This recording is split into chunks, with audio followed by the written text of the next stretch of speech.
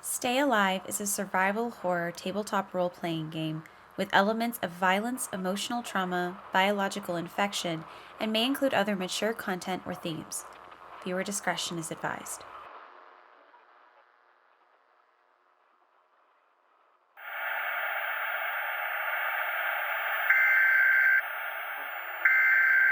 Government officials insist that this is an isolated incident difficult to package for who knows perhaps we will continue to keep you informed.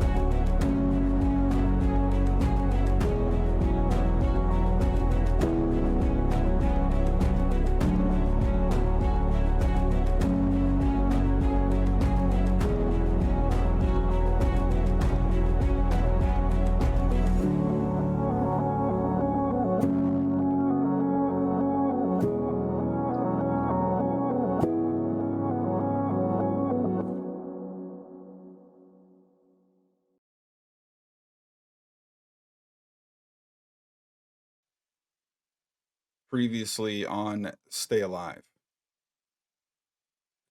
Separated from old allies as Crow opted to pursue a path of more and less resistance, ultimately carrying off with the group's newfound nemesis Roman. A overseer and somewhat tyrannical power holding individual who, in the area surrounding the CDC, seems to wield a small army, a great deal of firepower, and is perhaps prone to wanton violence to demonstrate some of his points. After David having rescued Rose from the CDC and finding the encounter that saw Crow separate from the group, Poppy and Rose, the reunited sisters, were then escorted back to New Eden, a temporary bastion of safety and protection where they were joined by Julius and Frankie. Frankie's return was both welcome and unfortunate in that she brought some rather disturbing news. As it seems, New Eden's expected supplies, the extortionist provisions they were meant to provide for the exchange of safety, or perhaps more so lack of direct hostility from Roman, had been diminished, depleted, and ultimately left Roman considering how long it would be before New Eden was prone to fight back. Seeing a obvious rise in circumstance for New Eden to pose more problem than the provisions he felt they were worth, Roman let Crow know that there would be a new chaos to be found in attempting to address the survivors currently maintaining safety at New Eden. Escorting Crow to a warehouse on the way to return back to the CDC, showing that a penned-in Xercules was at Roman's disposal, as well as a number of other transport vehicles housing Zerk. Unfortunately, this reality was made all too painfully real, as at the end of our last session, as the group was mounting a party to go and collect additional ordnance that they thought could help them repel Roman's advance, New Eden was assailed with Zerk being dropped off, automated cars driven into their structure, and culminated with a bomb detonating near the front of their entrance, both drawing attention of the Zerk and seeing David, Frankie, and one of their allies, Hodge, injured in the sequence that led up to that moment.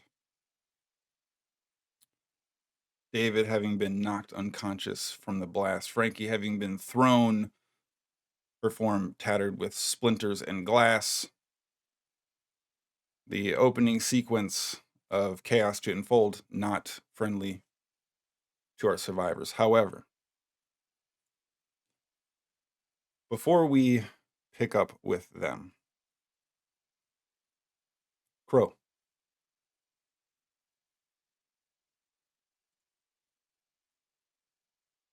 as you segue from the warehouse, are loaded back into the vehicles looking to be transported back to the CDC, Roman is rather quiet. Nothing that stands out to you as being concerning or abnormal, but otherwise quiet until you get close to the point where your helicopter crash originally deposited you on the street rather roughly. The car stops probably a good block and a half away from the wreckage and remains of the CDC primary structure. Roman turns around to you. So, where are we supposed to go looking here, exactly? Well, she was infected, so there was supposed to be some kind of prime sample or something within the CDC that could make a cure. So that's Cure? Cure. Shit, now I am intrigued. Yeah. I'll tell you what, I don't think my new man going in there all by his lonesome's a good idea. Certainly can't invest my emotions in somebody and then just have them snatched up from something as small as a little nibble. So, yeah, bring us in, Petey. And the car again begins to slowly creep forward as you move closer and closer. A scattering of Zerk fill the road, quickly bumping underneath the tires as they are almost purposefully driven into the reinforced grilled maw of this otherwise extremely expensive vehicle, swallowing their decayed forms underneath it as you grow closer to the structure. And eventually, the vehicle stops. Roman opens the door just a crack, but remains seated in the passenger side. Turns back to you. What do you got for a weapon? I'll reach behind my back and pull out the 45 that I had that was once D's. I just kind of give it a look. I'll eject the mag and could use a few more rounds, but I got this. Let me have a look, see, would you? I hand it over. Takes it, racks a little bit more than a full press check, gets the gauge for the balance. That is a beautiful weapon. Hands it back to you, triangle angle towards you, and well, now you're clearly a badass, Crow. Nobody would deny that. So am I. However, I'm not as willing to risk everything that I've worked so hard to build on something so small. He leans back a little bit. Get my fucking door. And you see Petey quickly sprint around the car and open up the door. He begins stepping out, walking towards the back of the Escalade before the trunk hatch lifts up. And you see Roman pull out this large light machine gun, this belt-fed canister attachment on the side of it. Oh, man. If I have to choose between this and a broom to clean up, I tell you what. All right. Well, I'm going to do for you like you did for me, like you're still going to do for me. Let's go get your old lady.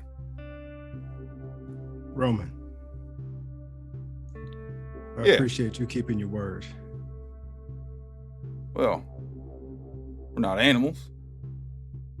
What are we if we are not a culmination of our word and honor? I keep my promises. That you do. All right. You just keep yours.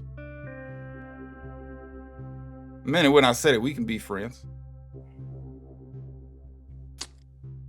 Be good friends. All right. Let's go do this. Perfect. And far more tentative than Roman, Petey's kind of moving forward in between you two with this long rifle as you begin moving forward. And as you look across the cascading parking lot, there is this vast expanse of scattered Zerk. The entire front of the structure, the building itself, largely caved in. Go ahead and make an effort to notice for me, please.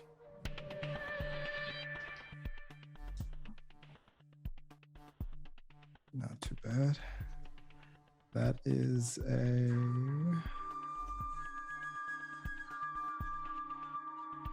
6. Okay.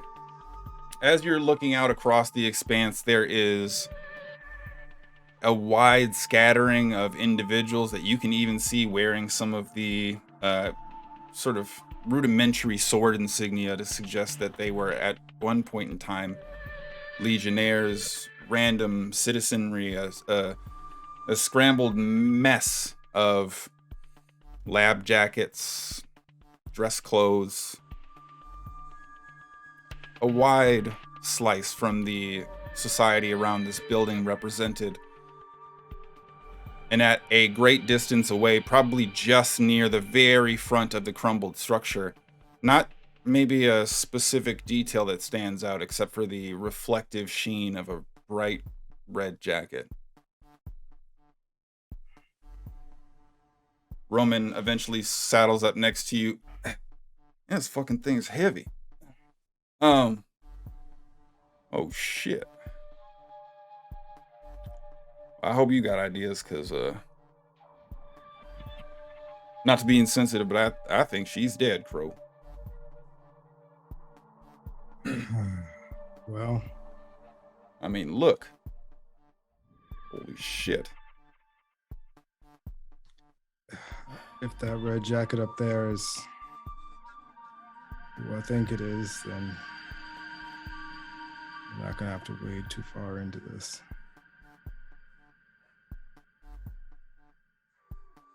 Okay, I mean, that's still 150 feet of teeth between you and there.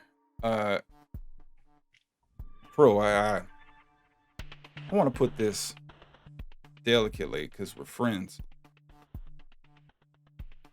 I'm not sure that your lady be just standing out in the open if, she was, we'll just say with it. Let me just get a little closer.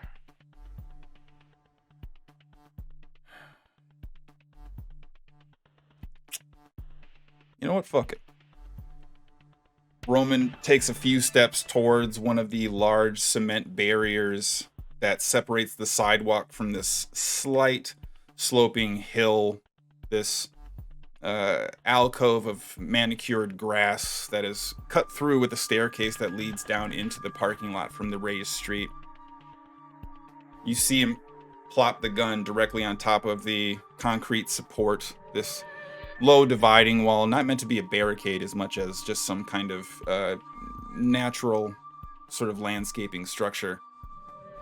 Immediately tilts it to fold out one side of a bipod, tilting it back to unfold the other. All right. Racks back this huge bolt. I mean, I'm not going in there, but I'll help you. Appreciate it. Petey, shoot real good if you need to. That's what we got. All right. I'm gonna wade forward as carefully and gracefully as I can. Okay. Make an effort to be graceful. You know, with that bum leg, it makes it real hard to be graceful. That's a 0. So as you begin moving down the steps, using the railing, trying to provide this surreptitious approach, your leg not able to support the tactile effort itself, and you find yourself taking a small, relatively minor, but still inherently audible tumble down the stairs, just a couple steps downward, as you then immediately see, probably no more than 15 or so feet away, some of the Zerk that line the bottom edge of the parking lot immediately turn and begin to look at you. Shit. All right, I'm just gonna slowly back my way up towards Petey. Okay. At this point, you see a small, huddled mass eventually beginning to move towards you. They're uncoordinated. They clearly have been here some time. They're largely affected by the physical decay of death. And you hear from behind you this kind of, not frustration per se, but a sense of urgency as Roman calls out from behind. What are we doing, Crow? Does Petey's rifle have a scope on it? It does not.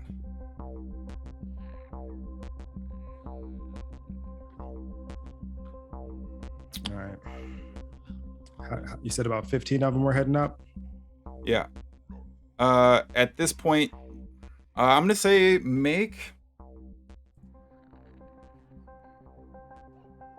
an effort to focus, please.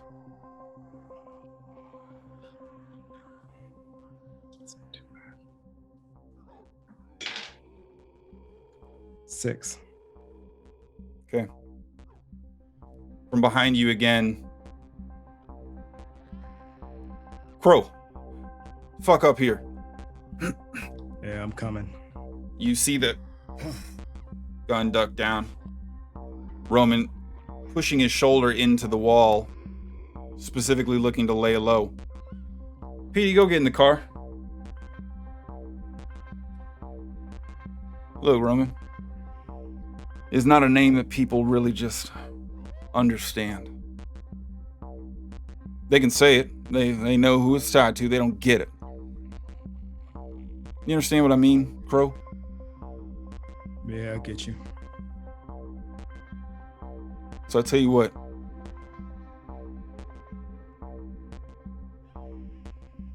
New Eden has been a pain in my ass for a while.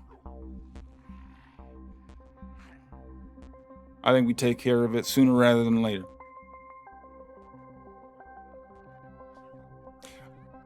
Are you ready to roll with the Legionnaires, Crow?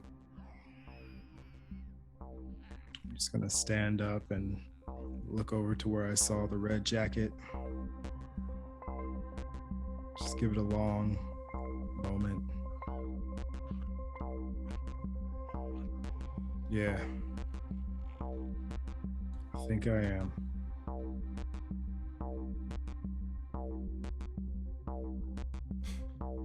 Well, there's a lot of talk that comes out of me because a lot of talk needs to. Maybe it's time for a demonstration.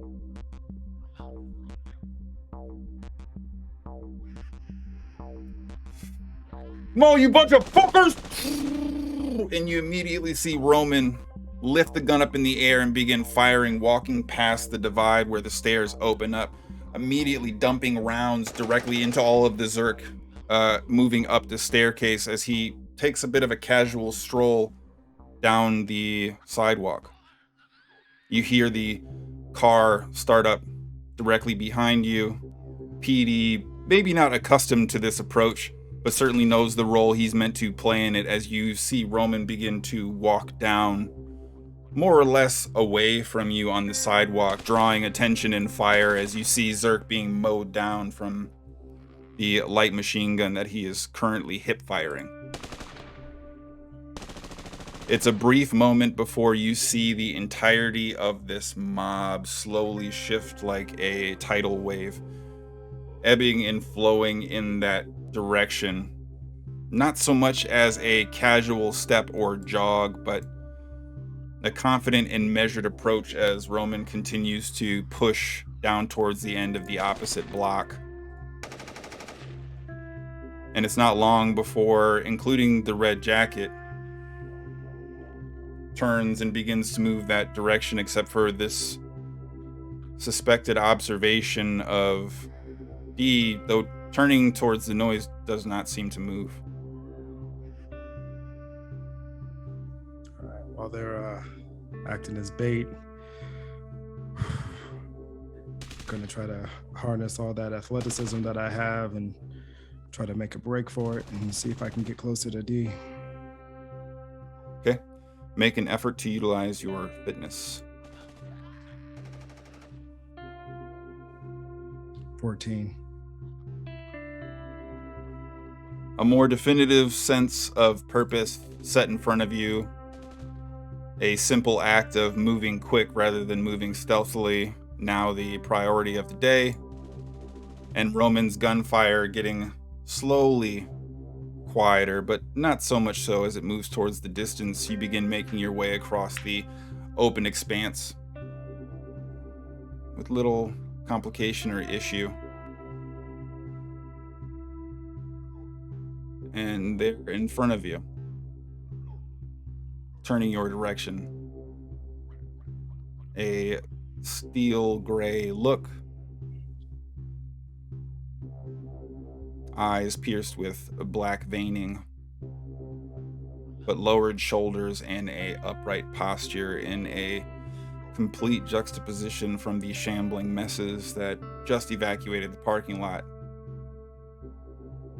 D turns to stare at you as if there is recognition there, but then offers nothing in the way of a response.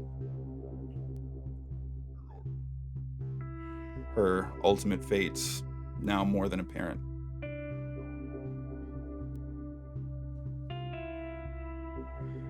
Fuck. Can't believe they let you turn.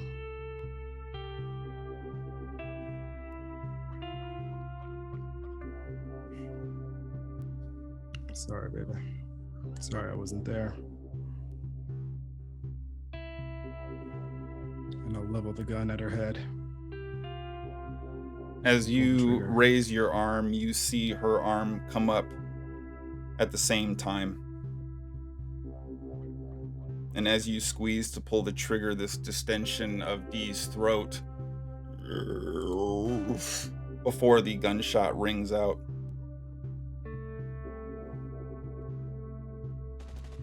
You see her form slump to the ground.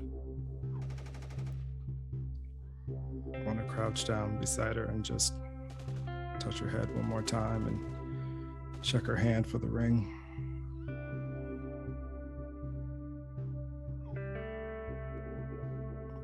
The makeshift symbolic gesture no longer present on Dee's finger.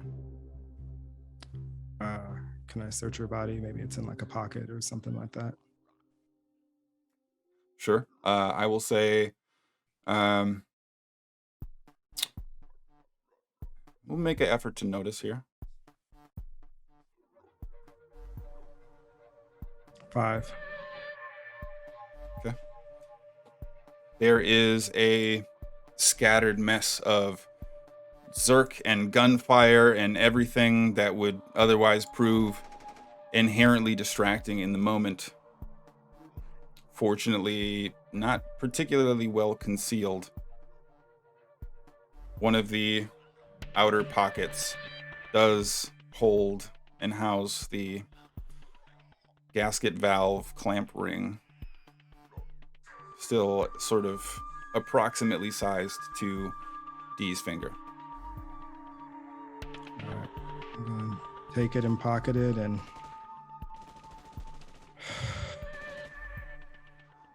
then make a break for it before my gunshot attracts unwanted attention. There's already a very, very small scattering on the tail end of the pack. Maybe just within the range where bouncing off the building, your shot has maybe drawn a little bit more attention, though Roman's persistent fire seems to be carrying a lot of weight in terms of drawing aggro away from you. And from some great distance, you can see he's continuing to back up, but is maintaining an approximate visual, this purposeful cone directly in front of him to try and make sure he can maintain perspective on you. And as soon as you let your shot ring out, brief as it may be, there's this notable connection, a acknowledgement of sorts. You hear this continued spray ring out before, for the first time ever, you see Roman drop his weapon and almost at what might be described as a jog begins to move back towards the vehicle. Quickly pulling up before you can even kind of get within range, you see Petey has driven up aggressively. Roman, again, in a rare occasion, letting himself into the car. But with the window down, banging on the side of it. Let's go, lover boy. Come on.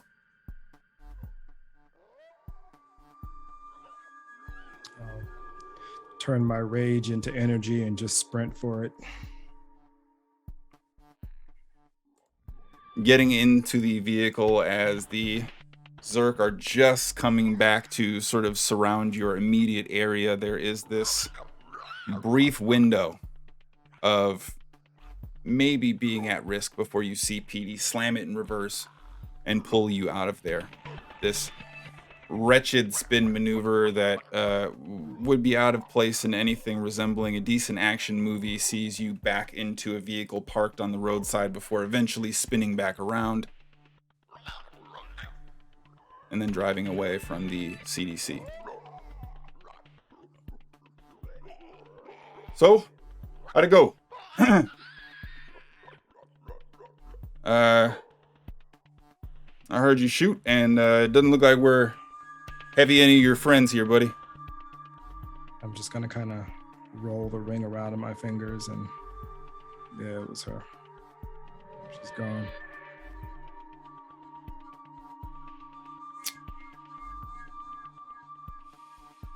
Well, shit, I'm sorry, man. You know, we were gonna get out of all this. We were just gonna go somewhere and have a life. Just try to survive, just us. Well, not a lot of plans work out the way they're drawn up these days, you know? Yeah. Well, I tell you what. I sure as shit am sorry about all that. But if makes you feel any better, go ahead and handle my end of things now and maybe provide you an opportunity to blow off some steam. What do you think? A distraction would be welcome. It's good. Distractions are good.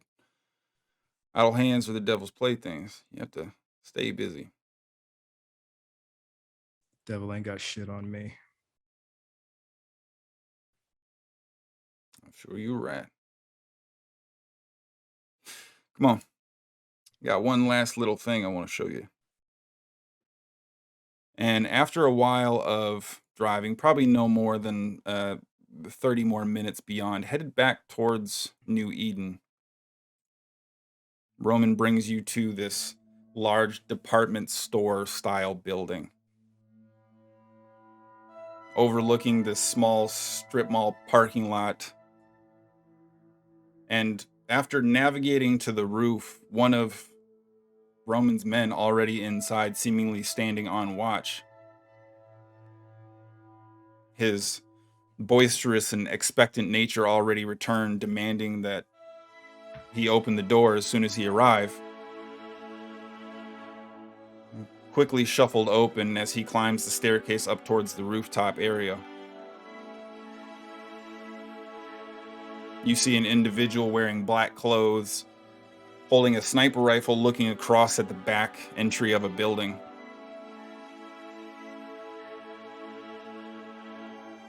Roman leans down, taps the tip of his golden sword on his shoulder. Take a break. You've been working hard.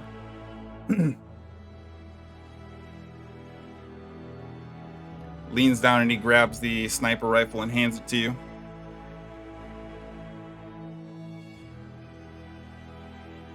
Go ahead. Take position. Gonna go ahead and take it. And just kind of post up, shoulder the stock, take a knee, make sure the sights are looking good. Roman reaches down next to him and grabs a walkie-talkie on this black rolled out cloth that was right next to where the sniper was sitting. Keys it up. She getting close yet? This broken voice. Yeah, she's probably about another half block. 2 minutes. She's moving kind of slow. I don't know. All right.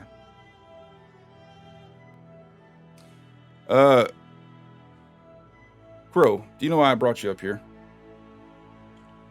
Well, we're on the top of a building and you handed me a sniper rifle, so I'm imagining you want me to shoot someone. Yeah. Any minute now. Roman looking out across the expanse, and at some distance you see this feminine form begin to appear into view. Slightly reddish grayed hair. A sniper rifle donned across her back. Creeping low and slow, this stealthy approach. Right there, Crow. Right there. You know who that is? Does it matter? It does to me. It's important to know the people you kill, or at least know what the impact of it is, you know. You gotta maintain balance in the world. That one's named Frankie.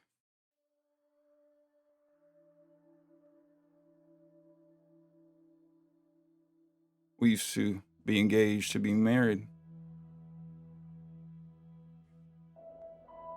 We had a little bit of a disagreement on how things ought to unfold. We'll say we had a parting of ways.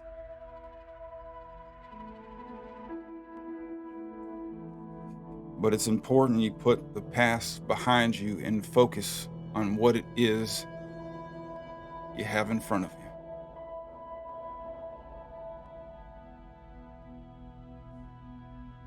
Sorry about your old lady, Crow, I am.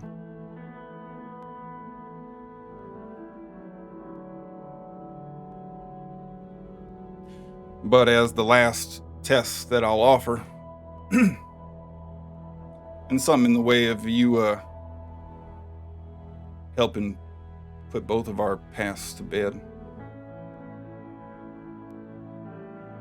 So you got about 30 feet by the creep of those bushes, and she likes to take her time getting back too. Doesn't want to be seen getting in. She's smart. I want you to take that rifle and I want you to take her head off with it. All right. And Roman No takes weddings. a few steps back, kind of staring at you without looking out at the distance. All right. No weddings, only funerals now. I'll line up, take the shot. Make an effort to be accurate. That's a 10. Your breathing begins to syncopate the otherwise heavy rifle in your extremely strong arms, not as much of an imposition as it otherwise might be. And as you dance the center of the crosshairs right over the form in the distance, there's a brief moment as you see her hand touch the rear entrance of some kind of shop structure. And as it turns, the door just opening is the apex of the pulled trigger, and you hear the weapon click.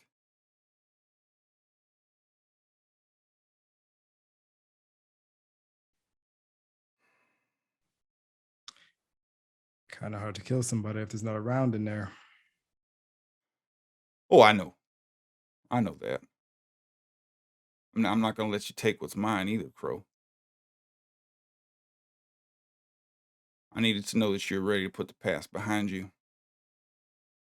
Because tonight, we're going to do just that.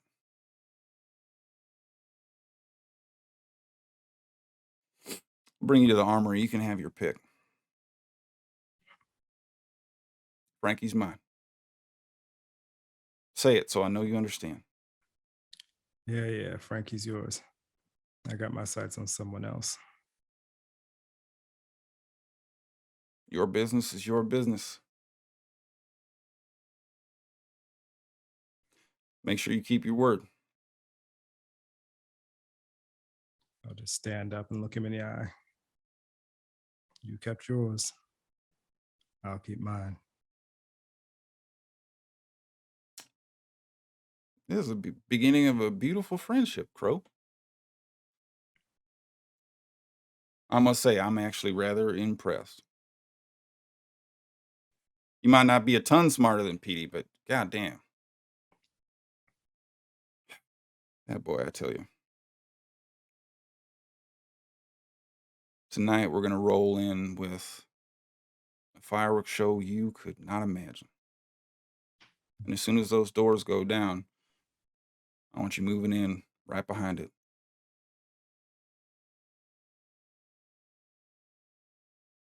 You ready for that? There's a reason why they call a group of crows a murder. One man fucking army. Yeah. You're just a badass. Just a badass. Give that back to him. I didn't tell him there was no ammunition in it. Not a very good shot anyway, to be honest with you. Let's go get ready for tonight. Let's.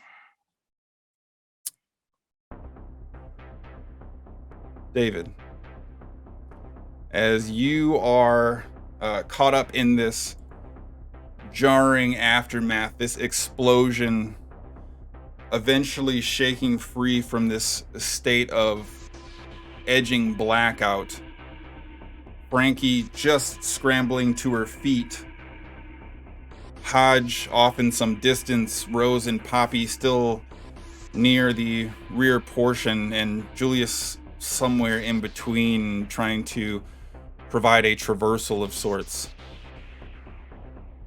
You wake up to see that as Frankie is now on her feet and you have at least risen to a half-angled sit-up, you are staring out the opening, this vast expanse that once was an entryway and now provides this chasmic hole in the wall in front of you. Frankie and David, what happens next?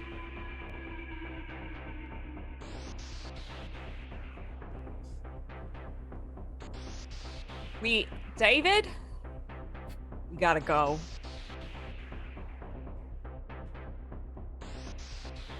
You gotta block the door. All right. Okay. Yeah.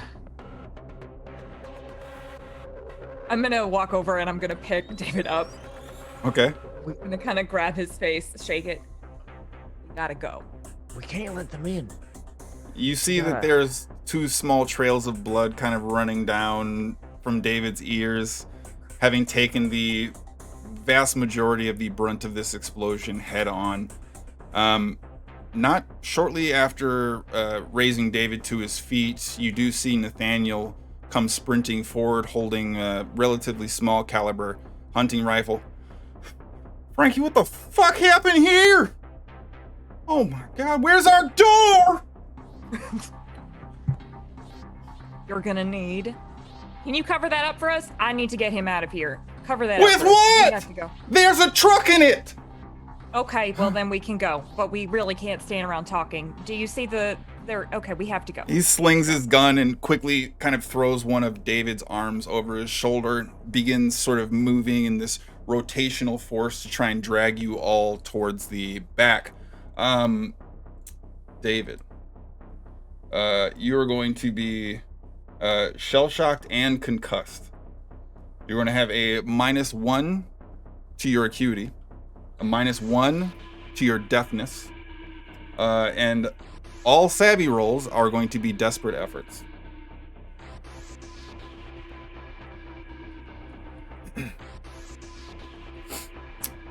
Julius, after settling Hodge down and navigating front to back, ultimately orchestrating the change of clothes as well as the addressal of your front door being imploded, you see Frankie and Nathaniel more or less carrying a light-footed David, trying to kind of get his bearings back in the moment in your direction. Are you looking to do anything right away?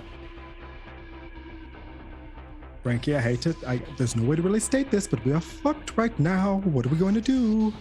All right, I want you to listen to me. You're an actor, right? I need you to Clearly. act like you know what you're doing then, okay? You can play a role. I don't really give a shit. You're gonna have to figure this one out. I think it's about time that perhaps, I don't know if we're gonna be late or we're gonna be early, but I think that perhaps we could maybe celebrate July 4th, perhaps? Get my... Oh, Nathaniel Now? almost kind of throws the arm of All right. David off, slumping but catching him again. Oh shit! Are you sure? Last time there was like, nope, that's fine. Okay, David, what are we doing with you, David? David, speak to me. Nathaniel begins grabbing your face and kind of shaking while squeezing your cheeks. David, how many everyone things? out. Oh shit! Get everyone out. We gotta hold them as long as possible so that the kids... David, we don't have a front door, David. Choke points. Choke points. Okay. Yeah, go for the throat. Okay. All right. I'll sit up. Frankie, take David. Woof. And sort of hurdles off David as Nathaniel goes moving back towards the front entrance. all right. 4th of July. All right. I'm going to start to run off towards the back, and I'm going to stop. And I'm going to turn around and look. Do I see Rose and Poppy?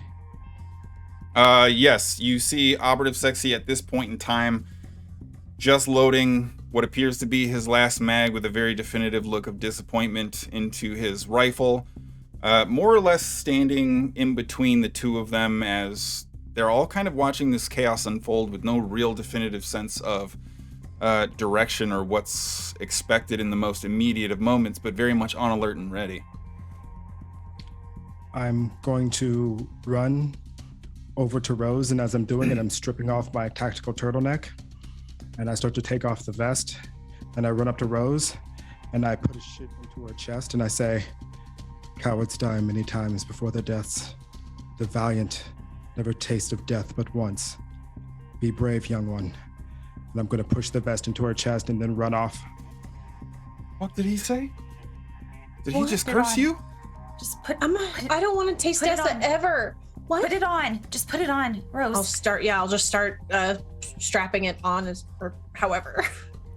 Operative Sexy, just so confused, sort of throws the rifle down on the shoulder sling and begins pushing towards the front, looking to provide a quick jog towards where Frankie and David are. Rose and Poppy, what are either of you doing as Rose attempts to secure additional protections and the two of you have yet to really have any definitive direction? I'm just helping you fasten it on as quickly as possible, kind of glancing back towards other people. I don't suppose you have any idea what 4th of July is? I don't know what. I got here the exact same time as you. Okay. You have a weapon? Yeah, I have this thing. I don't know if this is gonna work. We should. Okay. I'm just trying to like pat myself down. I do have the boop actually the shotgun still. So I will just like ready it as best as possible. Okay. Are you good? Okay. Do you have something? Yeah, I'll even though it's a nervous habit at this point. I'm gonna check again. I know I have just a few, like I think you said like 4 or 5-ish bullets left in this rifle. Okay, yeah, you should be good. Okay, I'm gonna put a hand on your shoulder that kind of just like frantically moves from your shoulder to the side of your face. Okay, and I'm gonna start walking back towards I guess Frankie and David are still in the vicinity, right? Julius ran off. Julius seems to be shifting attention towards some of the non-combatants as part of New Eden. Okay, so I'm gonna follow Sexy. Sexy was moving. I'm gonna follow Sexy, and just. Okay, where do you need us? What are? Sexy standing there with his rifle. I can help get people out. I don't. What do you need? I got 8 rounds left. I got 4. Do y'all have anything?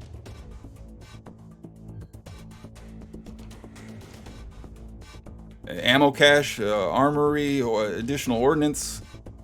Something? We've got a tiny bit in the back. Ammo?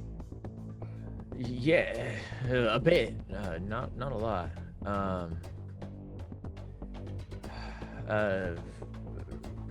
Just clearly, like, David is not here right now, but eventually. I'll go get it. All right. I'll try and watch the front door for a sec with. What's the other one's name? It's not important. Which one? And Sexy immediately begins charging towards the front of the store. Moments later, one of the 2 pieces of glass removed from his face, Hodge moves forward with his assault rifle across his chest. I think I need a doctor after this is done. For right now, looks like Julius is gathering everybody up. Him and Kara are gonna move everybody across to the backup protections. Did you say we're going 4th of July? Yep, it's that time. After what happened last time? But you know what? Everything's fucked. We might as well. All right. Nathaniel. I don't know the new one's name. Like I said, we never gave it to me. You know what? It's not important. I'm gonna watch the back door, and I'm just gonna make sure Julius gets out with everybody, and then I'm gonna come back, run up here with you, David. You got me? Yeah. Where's Frankie? David, where is Frankie? It is your friend Hodge. Probably getting something. We're gonna go see a doctor when this is done. And I'm just like pat Hodge just loosely on the chest. Oh, okay. Yeah, good idea. And Hodge, in this rigid mess of awkwardness, runs and jogs in a way you haven't even seen him move before, as his nerves and anxiety are currently through the roof, trying to maintain situational awareness. Poppy and Rose, what are the pair of you doing? We're standing near. Now we're with Sexy and David, and Frankie is not here anymore. Correct. Frankie has moved towards the back of the store for the moment. Yeah. What we what is 4th of July? What is this? Yeah, can someone fill us in, maybe? Contingency No? plan. Get everyone out, and then we lead the threat away, cause a ruckus, split up, try not to die. That doesn't sorry. seem like a very... What's the plan? What? We'll get all the kids out, make sure that all of them are safe, and we lead the threat away. There will be a big distraction. Don't worry, you just wait for the big distraction and don't get left behind. From the front of the store, you hear, "We're running low!" Shots continuing to ring out as the sound of Zerk become a little bit more prevalent in the surrounding environment. Bro.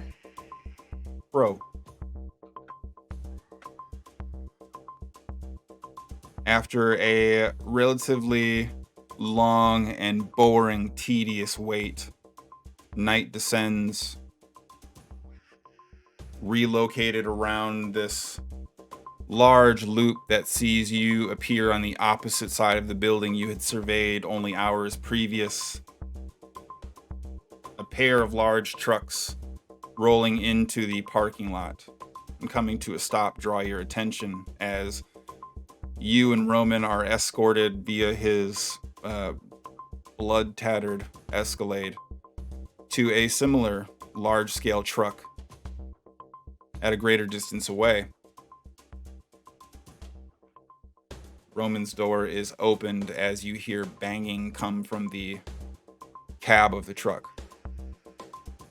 And as he steps out, your door is opened, and perhaps with less reverence and respect, you are ushered down from the passenger side of the vehicle to see a small standing force having emerged out from the cab of this vehicle. Several dozen, all armed with some type of automatic or a reasonably powerful weapon that is clearly designated for assault purposes. And as you're kind of surveying everybody and the weight of your 45 maybe looking a little diminished in comparison, you hear Roman clambering across the hood of the truck, climbing up on top of the roof before just pressing himself and kind of doing this not particularly graceful roll onto the top of it. Loud expletives coming from the top as you see him taking off this white dress shirt, now kind of covered in smeared dust and dirt. "Someone go get me a new shirt." He throws it down. "Bro, don't worry about all that. That's not for you. We're about to get started here pretty soon. Go ahead, come on up." I'm like, "No, let's go. Come on. We're gonna kick this off." Hop up there with him. And directly up top, he's already gone through the process of stretching out this sniper rifle. That's very comparable to the one you had before, though it seems to have maybe an extra 1.5 feet of length on it, and the caliber seems to be substantially increased by comparison. Points to it on the ground, or on the top of this truck. This one is loaded. Now, you tell me. And throws back this dirty orangish red carpety style rug that's secured and tethered to the top of the truck that has a large AK-47 style assault rifle, 2 tactical shotguns, a pair of pistols. What's your flavor of ice cream here, buddy? AK-47 for when you absolutely, positively have to kill every motherfucker in the room, except no substitutes. I mean, I like a sword for that, regardless, but yeah, whatever your thing is.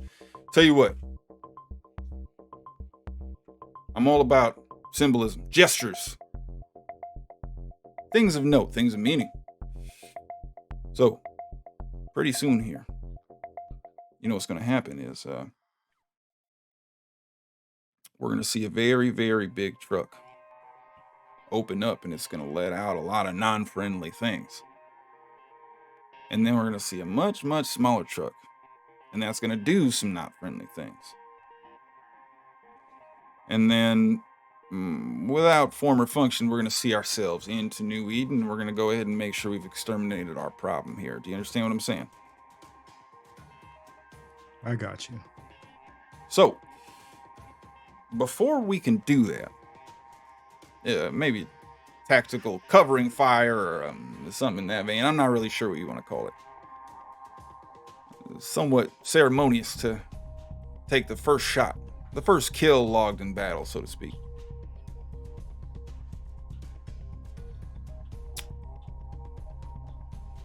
I think it's important that the rest of the Legion sees that you're happy to be the tip of the spear or the hand holding it.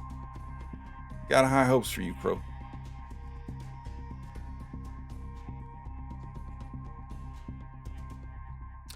Go ahead and get ready. Probably got another 45 minutes. Wait for the moon to pass down a little bit. Then we go. Keep your eyes fixed on that door. After we open it up, they're going to put people in place to seal it. That's when you start. You copy? I copy.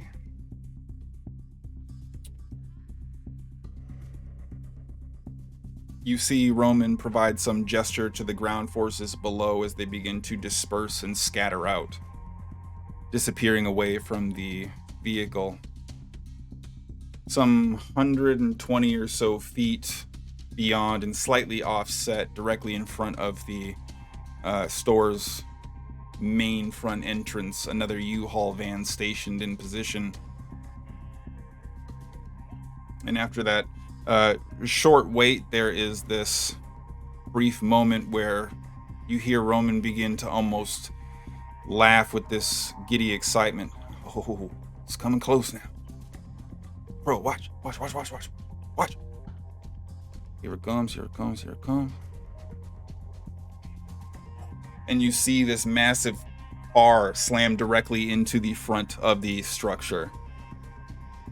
There's chaos as the door immediately unfolds and Zerk begin flooding towards the sound. The alarms immediately going off, trying to draw Zerk in that direction.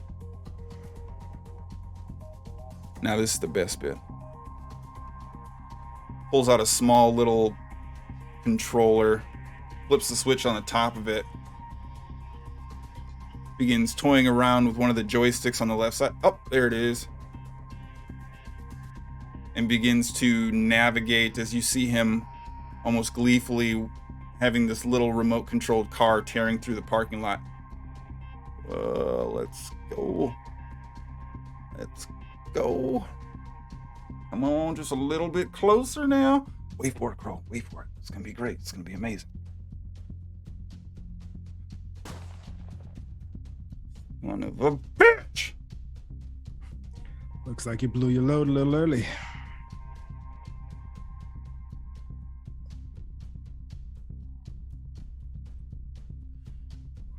Give Frankie my best.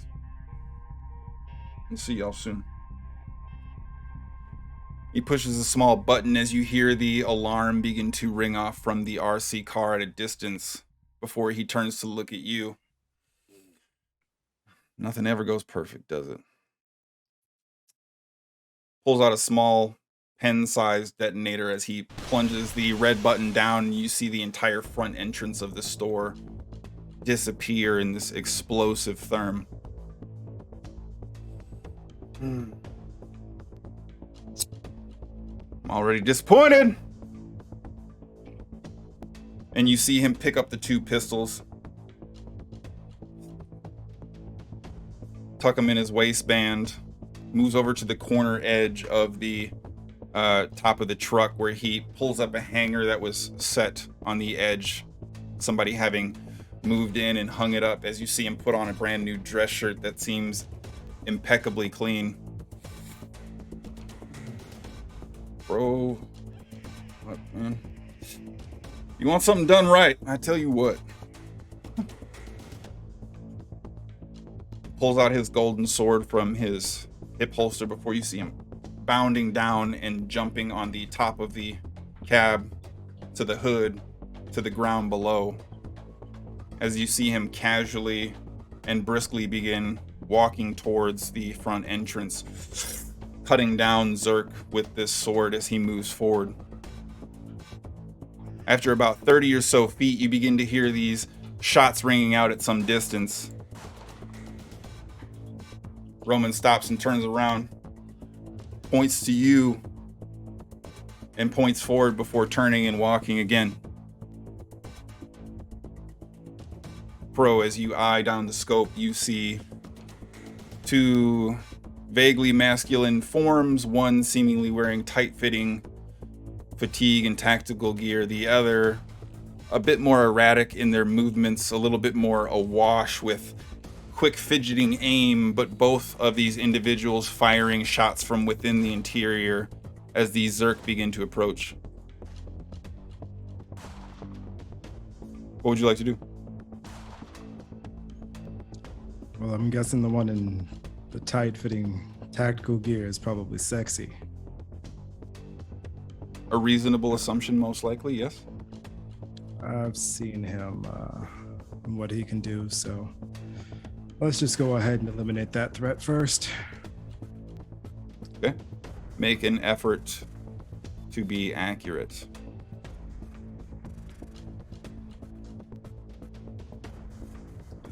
That is a 8.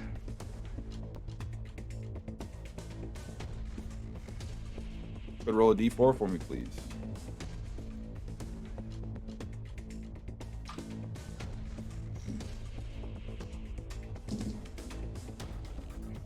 Four. So, as your first shot rings out, there is almost this definitive sense of surprising pain that stabs into your shoulder, the force of this rifle causing almost a small explosion in your immediate vicinity.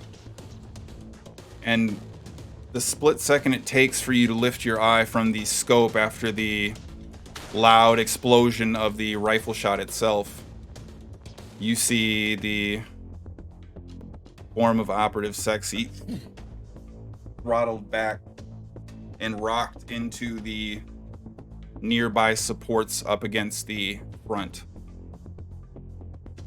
Immediately, the mousy form of Nathaniel quickly turns and scrambles and begins to run out of the sightline as you see Zerk beginning to shuffle in towards the front door.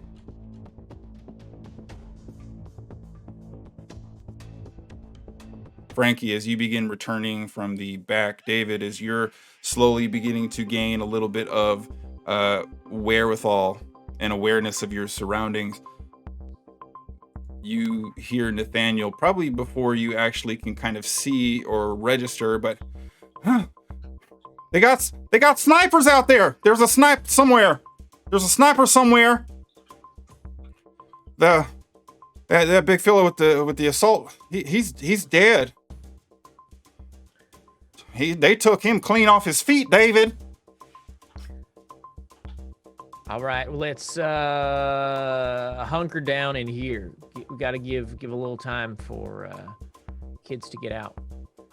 David, we're low on ammo, David. I'm scared. David, I'm scared. This is something else. I'm going to turn to Nathaniel and, in a moment of clarity, grab him by the collar of his shirt and say, "We are all scared right now. You have two options, and one of them involves dying. So get your shit together, or go ahead and run out there yourself."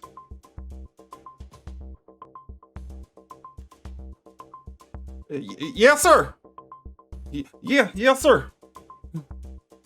Okay. You too. And he points to both Poppy and Rose. Come help me lock down the back. Frankie, David, you good? I'll send Hodge your way. We'll be fine. Oh, Okay. I'm gonna fucking die. Are we? And he are we begins sure he's turning dead? and running towards the back. I don't know if I trust Nathaniel. Is he really dead? Like we weren't that far. Like is he dead? Is he dead? You're probably like a third into the middle of the store. You'd have to be moving towards where the Zerk are now coming from at this point to kind of verify. He's not moving or anything, right? Can we You see don't even him from see where him. we're standing? He's underneath. We don't even he's see him. underneath. Yeah, he's underneath shelving. Okay. Okay, then. We're not going that. We have to go. Go where? To the Follow the guy out of the back. Okay. I'm like trying to get a glimpse, but I'll. Okay. Okay. Okay. Eventually, you have Nathaniel bring you towards the rear exit. It seems as if there is a couple people, maybe about 15 seconds in advance of your arrival, that were also pushing out this scattered trail of individuals looking to follow Julius's lead, as Julius and Kara are looking to push and segue some of the maybe less fight-capable individuals towards the back end. Nathaniel kind of stops towards the back of the rear door as you see this limping Shay begin moving towards the back. Well, we can hold here. I'm with you. Let's do it. Shit. I'm gonna find a better bed after this, I tell you what. Nathaniel still is petrified and scared, and you see Shay put a hand on his shoulder. Nathaniel? Sweet boy, I love you. Get your shit together, okay? It's time to make sure that we're doing everything right, okay? And Shay begins moving towards the exit, leaning up against it before her back slides down, looking to maintain a close proximity to the door itself. Nathaniel takes a position overlooking some of the store's central interior, back facing Shay, leaving the two of you somewhat loosely spaced in between them. What are either of you doing right now? Following Nathaniel towards the back, I will still trying to kind of keep up, but trying to also stay a little bit out of earshot. I want to grab Poppy by the wrist and just kind of stop for a second. Okay. So we were following. We are. But that Okay. idiot is going to get us killed. So we can't rely on him. Okay. We're not dying here. Right? No. We're not.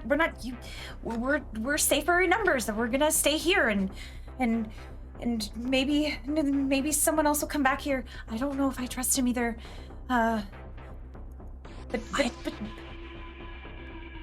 These are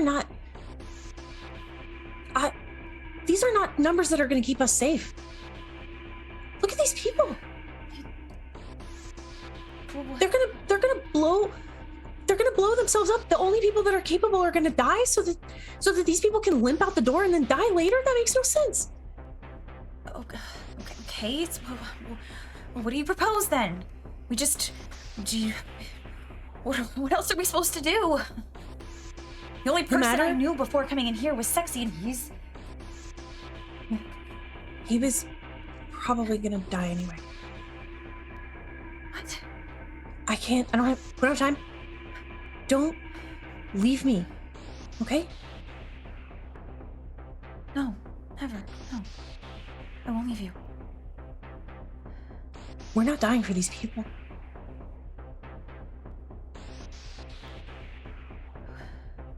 What are you saying?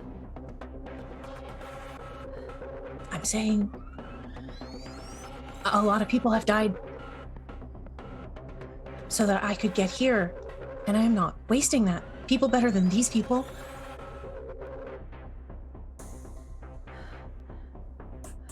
If we have to bail, we're gonna bail. Okay? Wait. Okay. Okay. I'm gonna not let go of her, but continue now to move closer to. I'm trying to angle us in a position where if something pops off at this back door, I need to be close enough that if the opportunity presents itself, we can dip out. Okay. As you take your positions in some kind of semblance of safety, Shay, exasperated, wound maybe not treated overly well, continuing to lose blood from her leg that you can see is now beginning to pool slightly around her knee as she leans against the wall. Nathaniel, opposite her position, probably a good 15 or 20 more feet inside, not really aiming a clear, specific direction, kind of nervously looking around. But as you take your place in between them, I will need both of you to make an effort to endure.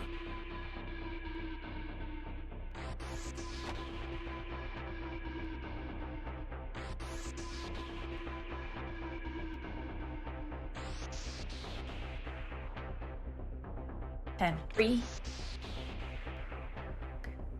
So, as you provide that last squeeze of Poppy's hand, the punctuation on your conversation, you begin moving towards the expanse, the gap between your two temporary allies. You don't hear it or see it before you begin to feel it as another loud explosion rings out through the back door. Rose, you are thrown 10 feet as you go cascading in this bowling ball slide across the floor before you are brought to a full stop. Poppy knocked to the ground, though not as dazed. Your ears ringing, your vision blurred, a very obvious and easily noticeable mass that once represented Shay, now slumped over next to the doorway.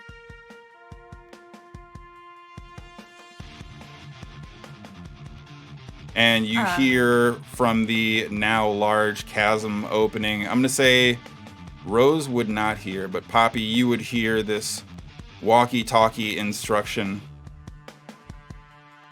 All right, front and back are open. Let's go ahead and go explore. Rose, as you loosely shake back to consciousness, you see Poppy kind of looking around erratically. Nathaniel slowly, one hand on the bed emerging before the other, slowly pulling him up on top of this mattress. Some scrapes and cuts having emerged on his face, but otherwise just a little dazed for the moment. I'm going to say that you have... you're currently -1 for your acuity. And you are going to be -1 on wits as well.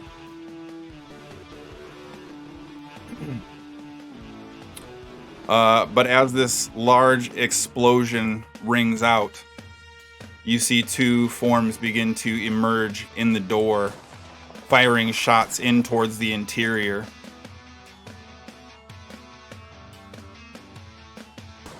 What are both of you looking to do? You said two figures? Correct. I mean, I'm gonna start sliding back, and I got a few bullets, so I'm gonna shoot at the one that seems to be shooting in our general vicinity, because I'm guessing they're directly in the opening expanse. The thing that's directly in front of him is Nathaniel. Oh, so I can't shoot them with. Oh, okay. I mean, you could. They're looking straight forward. You're going to be at a slight angle, so they're not shooting directly at you for the moment. They're following up on the explosion, and Nathaniel was directly opposite where Shay was at the door. I would like What would you like to do? As quietly as I can, get a little bit closer to Rose. I imagine there is debris. I'm going to look over. Does it look like there? I want to try to hide if there are pieces that are big enough that I can hide behind. Okay, make an effort to be graceful.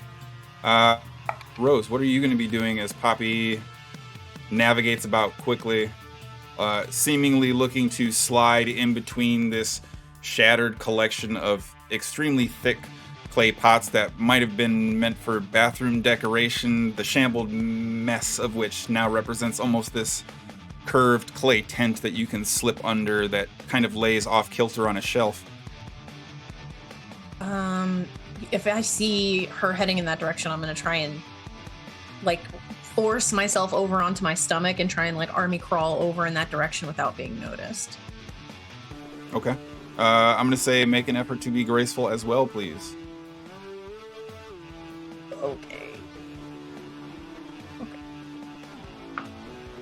Okay, 6. Okay. With the loud noise of the explosion affecting any creature with hearing nearby, there's obviously going to be a little bit of a lag time between heightened perception and dealing with the threats directly in front of them.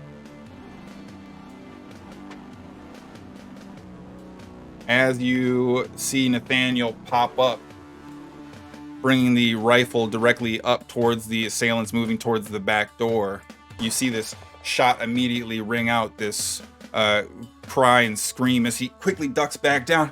I got one, David! I got one! And goes up to turn around once more, and rather than the exchange of small arms fire that you've heard thus far, this extremely thunderous blast of a high caliber, fully automatic weapon begins to ring out as you see Nathaniel's form riddled across the front before slipping behind in between two beds in the center of the show floor. And a familiar voice on both ends of the radio. Bro, do we have the back under control yet? Or what the fuck are you doing back there? Putting up a little more resistance than we thought. Don't worry. We're handling it. Did I give you a big gun to fuck around and have fun? Well, yes, I did. Yes. Now, would you please see to this, Crow? I have a date I would like to get to. All right. For fuck's sake. And you hear the walkie key off, additional firing ringing out through some of the interior. Crow, from somewhere in the immediate vicinity, centralized area of the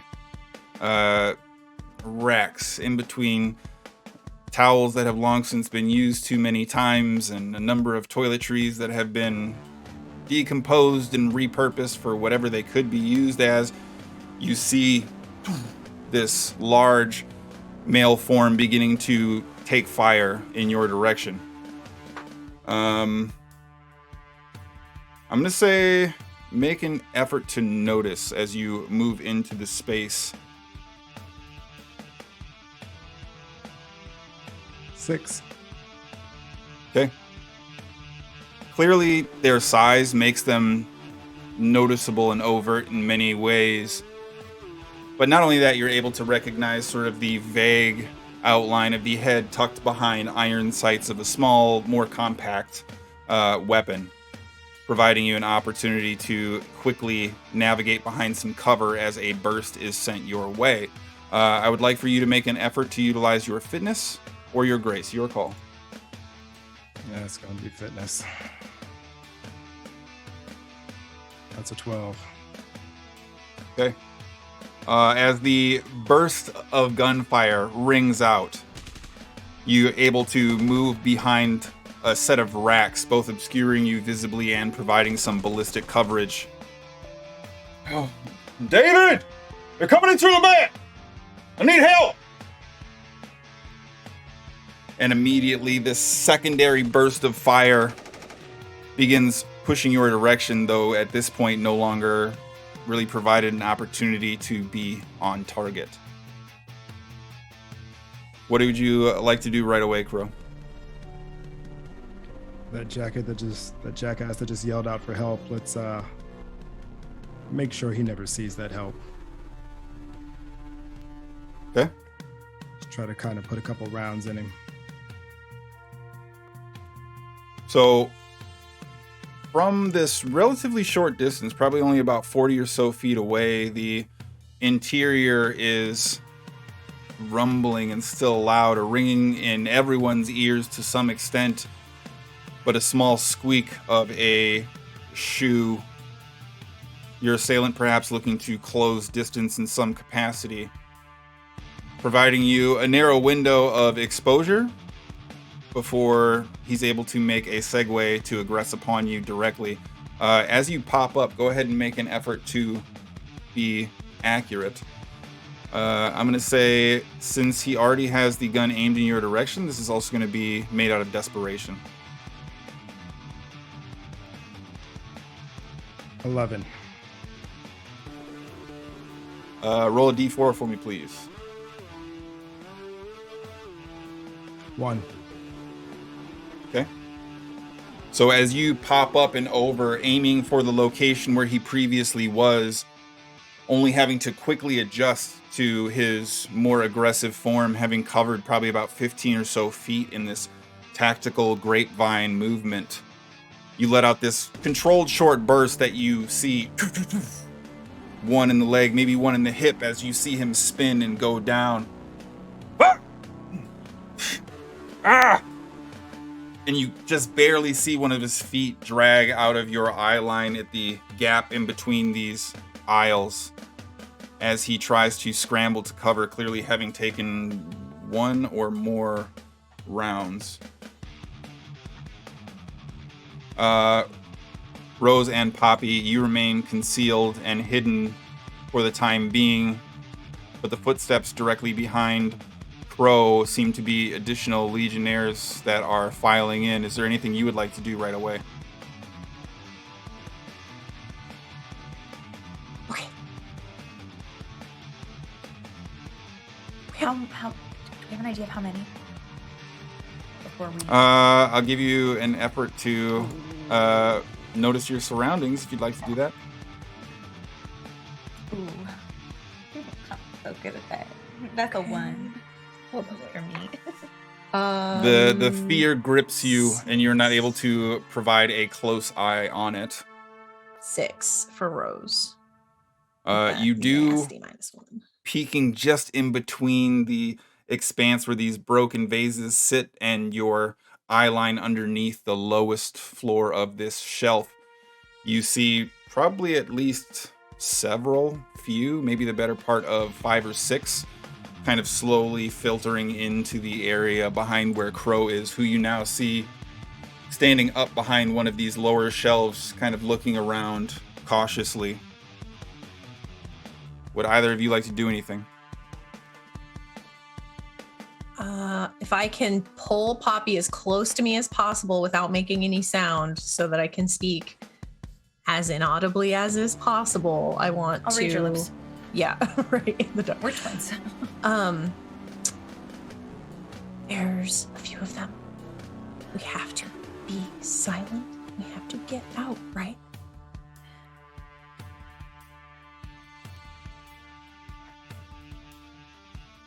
Are you the Lego? Yes. Okay. And I will wait until it seems like I might have a moment to, once the boots stop coming in, I want to try to slide out behind, if possible. I would also like to, if we can, I don't know how the timing's going to go, if there's a more opportune moment where we have people, because they did call for extra people. Correct. Where we think that sound might help us too, because I'm guessing there'll be some shots fired. Trying to time both of those pieces as best we can to slip out unnoticed. Okay. Well, it's not very long, and we'll segue to Frankie and David, who, after the Zerk begin filing in, David, you hear Hodge through this filtered lens of warbly audibility, rockets beginning to fire off from out in front of the store somewhere. These small sort of scattered takeoffs. The entire parking lot directly in front of your field of view becomes this wash of color and light as you hear popping and explosions beginning to take off from the nearby rooftops.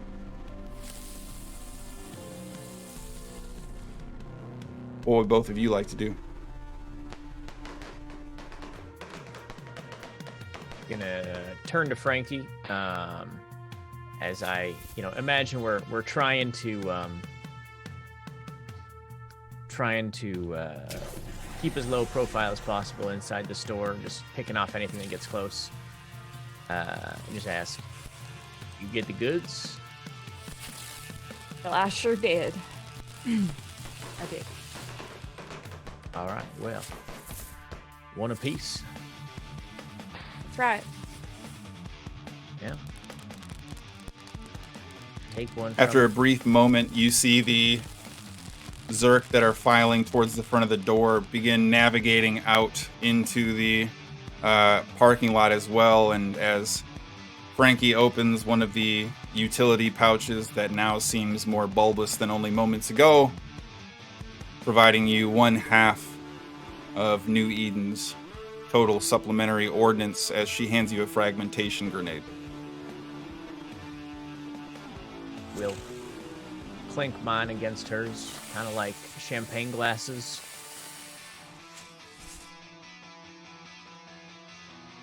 Think perhaps we make a way through the back door. Happy 4th, let's go. I'll drink to that. As you hear all of the crackling taking place, the parking lot itself still alight with this brilliant display of fireworks. If money were no object and you could buy all of the fireworks that you would ever want, it seems as if Julius and Kara are currently in the process of activating a secondary defensive mechanism. And as the Zerk in the parking lot begin to move back out towards the central area, away from the entry point, Frankie, you hear at a distance, Frankie! Where you at, girl? And you see this form beginning to shuffle into the now smoke-filled interior of the entryway, this massive expanse filling with thick white smoke. Do you do anything?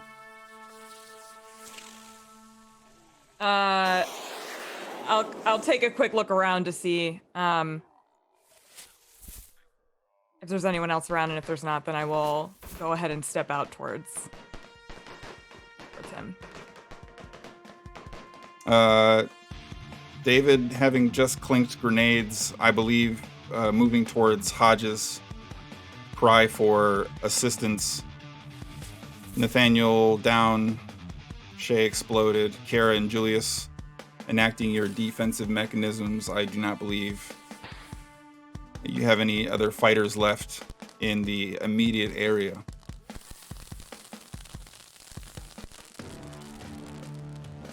You turn around, you see Roman's form slowly shuffling through the smoke, flanked on both sides by 2 legionnaires, 4 in total, that seem to walk past him and split off to cover the perimeter of the stores. He takes a few steps forward, kind of adjusting his collar, straightening his shirt up a little bit before pulling his sword out, pulling a gun from behind his waist. Baby! Are you looking to hide, or are you looking to legitimately move forward? I am looking to legitimately move forward. Okay. So as you take these measured steps towards the front, you immediately see one of the legionnaires turn with this submachine gun, looking to point at your direction, this instinctual reflex. And you see Roman just pull the trigger and absolutely murder him instantly.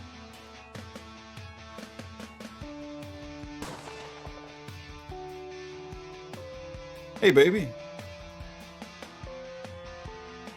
I see you're still a gentleman. Well, you know that I always put you first. Of course.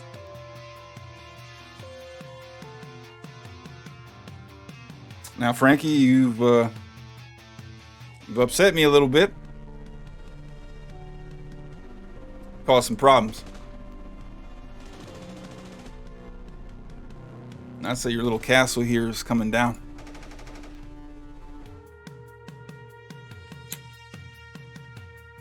Why don't you stop all this nonsense? Why don't you come on back home? We'll work things out.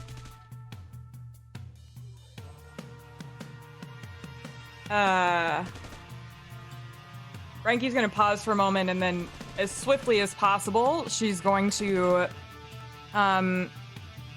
fire a shot at his foot.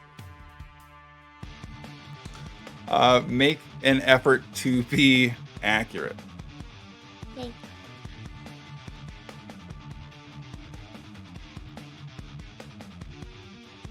Seven.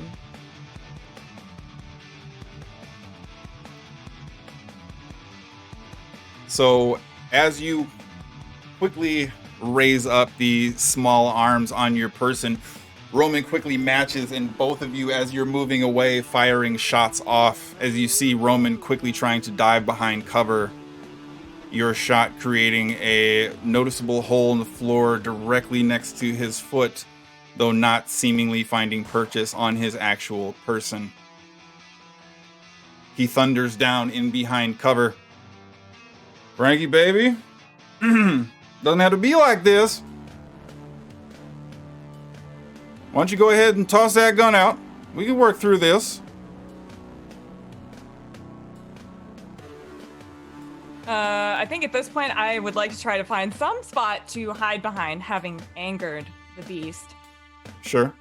You're able to sort of move kind of a couple rows back, ultimately finding yourself a couple metallic shelves and some obstruction in between the two of you. Now, last chance, baby. If you're gonna have to be like this, you know, I'm afraid I'm gonna get mad.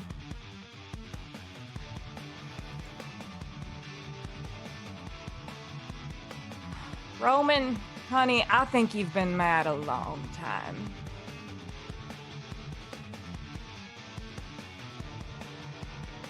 What else do you know about me?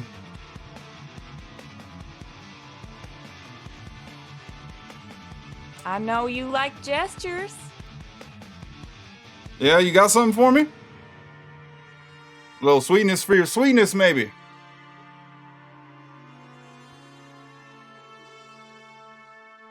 Was I able to see where he went and hid for cover? He's probably near the front entrance still. Not that far away from where Operative Sexy went down. Okay, I will fire a shot in that general direction. I'm going to say go ahead and make an effort to be accurate in a desperate situation. Uh-oh.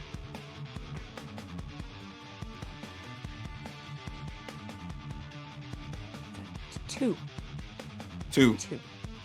This casual, quick, impulsive, reactionary blind fire out of cover sees you put a round in that general direction, only to hear a piece of glass break somewhere near one of the few remaining structures in the entryway.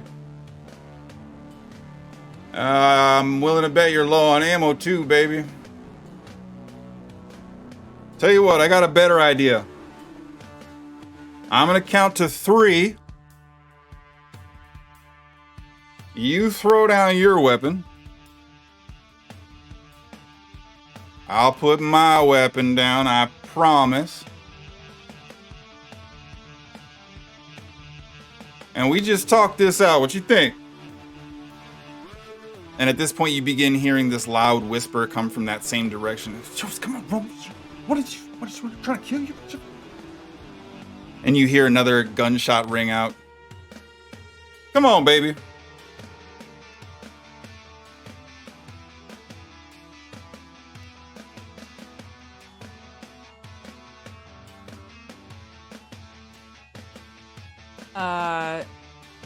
She'll place her bow down Okay. And she'll place her rifle down. Okay. All right, it's your turn. I'm gonna say make an effort to influence here. I'm gonna say Roman knows you pretty well too, so this is a moment of desperation, actually.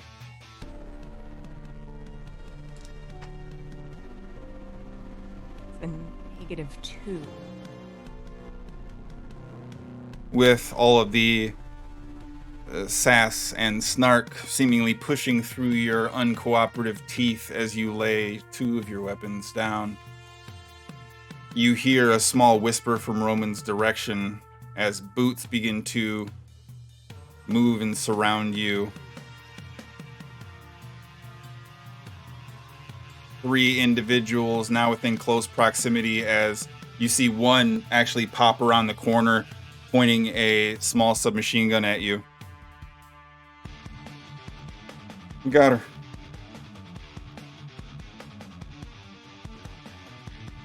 You hear this loud shift.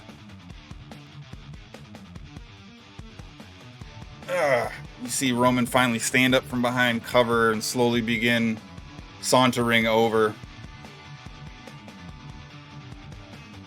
The sword directly on his shoulder, and he walks the 15 or 20 so feet around the aisled edge to move your direction.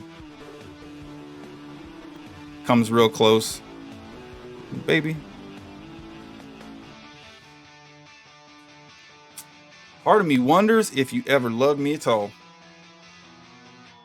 And he gets very close to you, almost stomach to stomach, face to face, leans in, and as he's reaching around, sort of pulls the pistol from behind your waist. What are you going to do with that? Frankie, baby.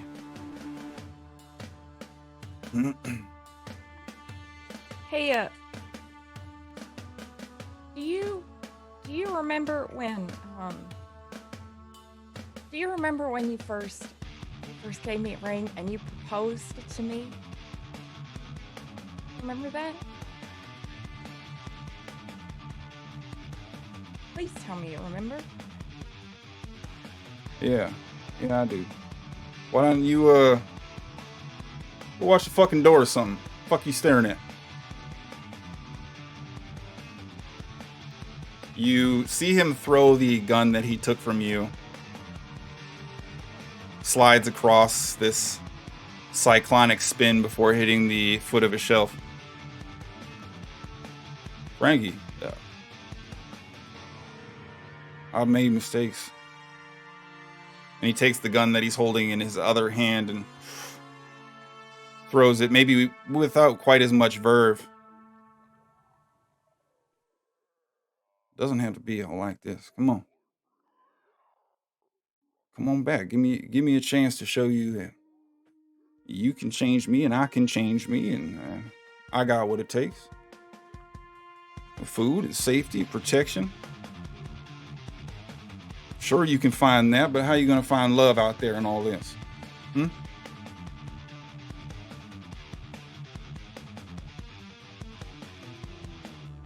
you remember? Yeah, I remember.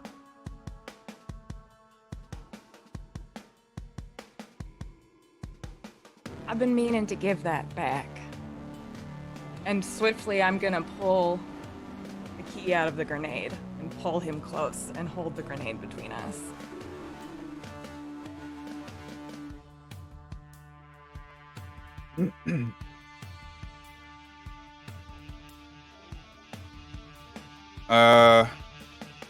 Make an effort to utilize your fitness for me, please.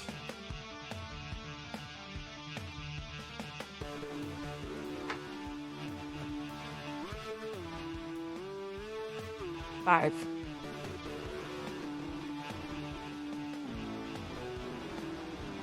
So, as you pull him close and you hear the clip clang to the ground, You see his eyes go wide as he begins to turn and pull away.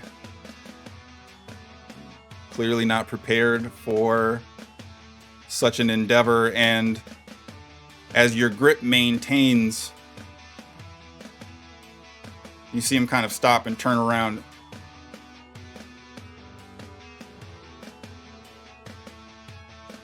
And he goes in to try and provide you this embracing hug, and this massive explosion erupts in the center of the store.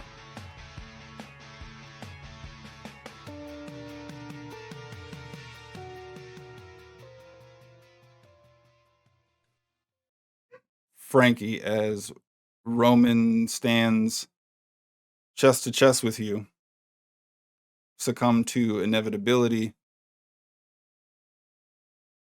What are your last words?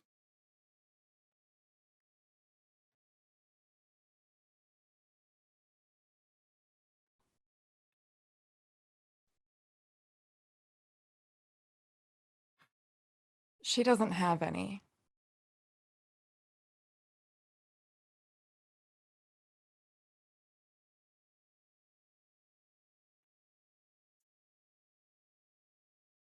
Roman looks down at you just slightly, moments before the explosion goes off, closes his eyes with a small nod. Throughout my life, I've connected with folks I never thought I'd find myself protecting. And it took me a long time to realize that they'd do the same for me, and that I'd need it. And when we are born, and when we die, we are utterly alone with nothing but our misunderstandings about the universe. But maybe I won't feel quite so alone if I hold on to those connections in those final moments. And so, my darlings, this is where I leave you.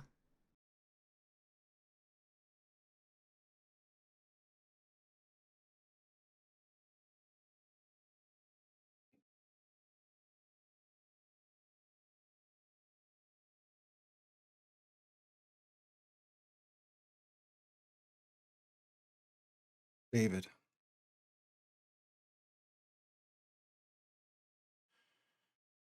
As you hear a massive explosion ruck out across the interior portion of the central area in the store, you arrive to see Hodge, currently tucked away in the process of bleeding out. Poppy and Rose. You see the rest of Roman's Legion forces spreading and sprawling out as Crow maintains vigilance over the central area of the now burning store. There is a stillness that grows and becomes quiet.